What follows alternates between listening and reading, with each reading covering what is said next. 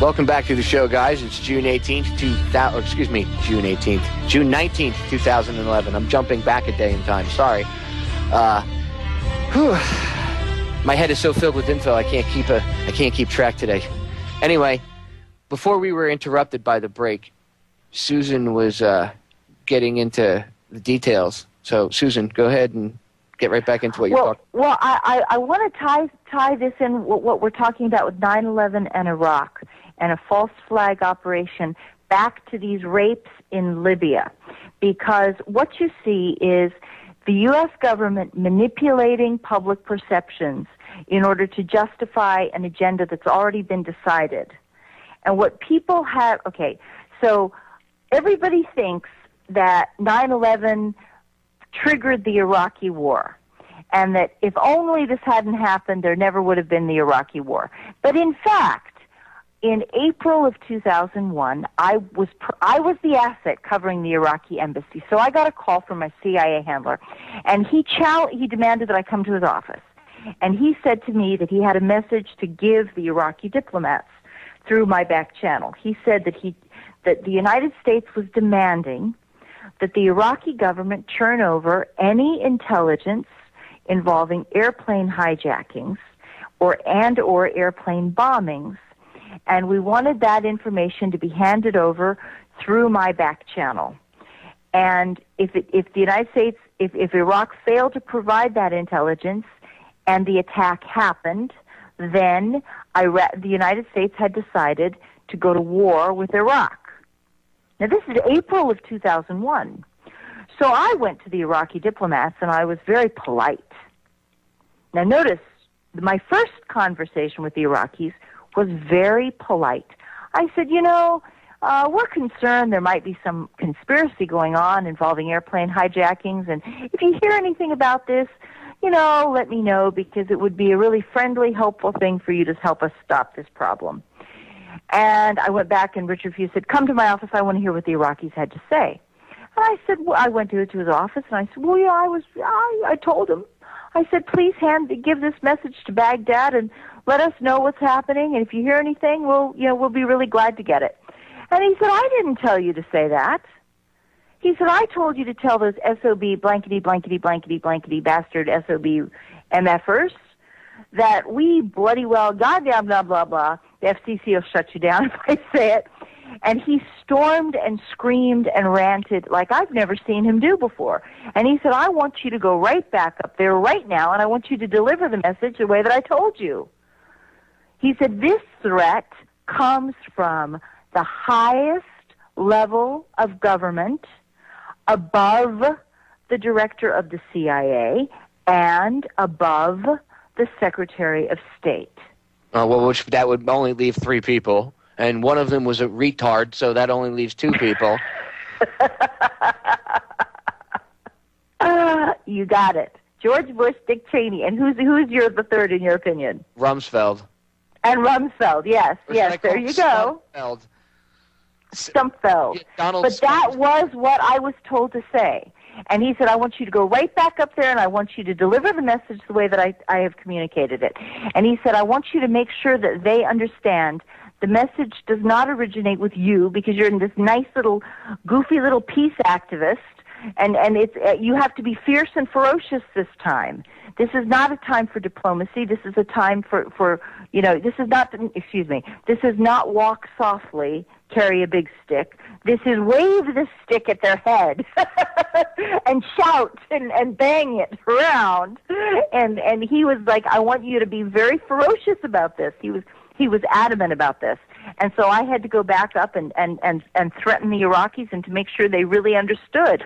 And from that time, we talked about 9/11 every single week in our meetings, practically. That's not an exaggeration. But the decision had already been made that 9/11 would give the United States a pretext for war. That is critical. It is motive and opportunity. We definitely had advanced knowledge about 9/11, and by June, I knew that the attack would involve airplane hijackings and a strike on the World Trade Center.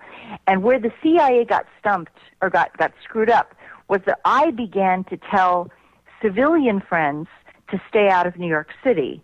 And I began to tell them that we were expecting a major attack.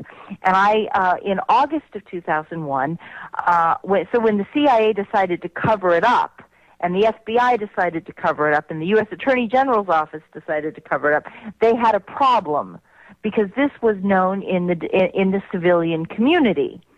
And so what they did then was they arrested me on the Patriot Act, and for 5 years I was held under indictment.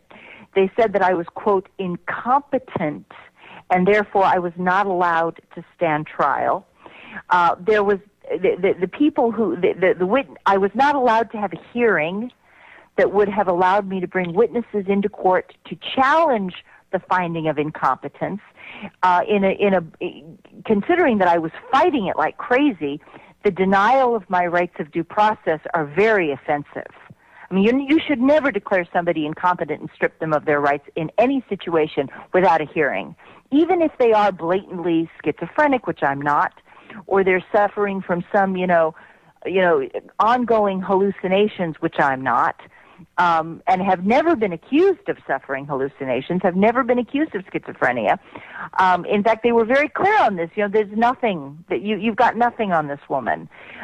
Even then, you still have the right to a hearing. You always have the right to a hearing before somebody deprives you of your rights, except when you're Susan Lindauer, except when you've learned about 9/11, when you've negotiated this comprehensive peace framework dealing with the Iraqis and solving the problems. They were not going to let me have any due process at all. Of course not. Of course not. And they were going to label you an enemy, and they were going to try to shut you up. And as I've said, you're, knowing your background, your second cousin, I believe, is your second cousin. Was the chief of staff for George Bush. So I mean, that's talk about hitting close to home to your own crew.